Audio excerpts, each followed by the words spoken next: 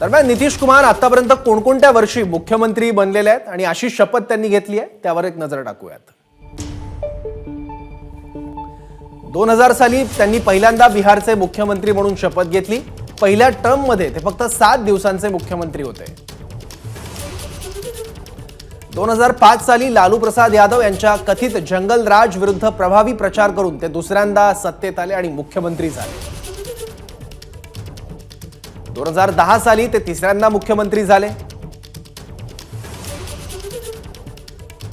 2014 साली भाजप आणि एनडीए सोबत फारकत घेऊन त्यांनी लोकसभा निवडणुका लढवल्या।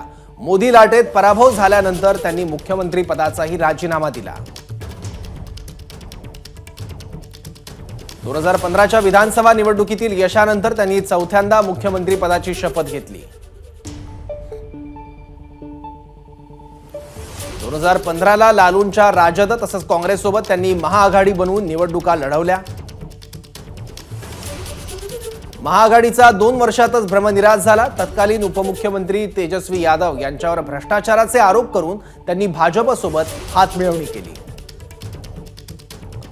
2017 साली महाआघाडीशी फारकत घेऊन भाजपच्या पाठिंब्यावर 5व्यांदा मुख्यमंत्री झाले। 2020 मध्ये ते 6व्यांदा मुख्यमंत्री झाले। भाजपच्या नेतृत्वाखालील एनडीए सोबत त्यांनी निवडणुका लढवल्या। 2020 डिसेंबरमध्ये त्यांनी 7व्यांदा मुख्यमंत्री पदाची शपथ घेतली। 2022 मध्ये पुन्हा लालू प्रसाद यादव यांच्या राजद सोबत महाआघाडी केली आणि 8व्यांदा मुख्यमंत्री पदाची शपथ घेतलेली आहे।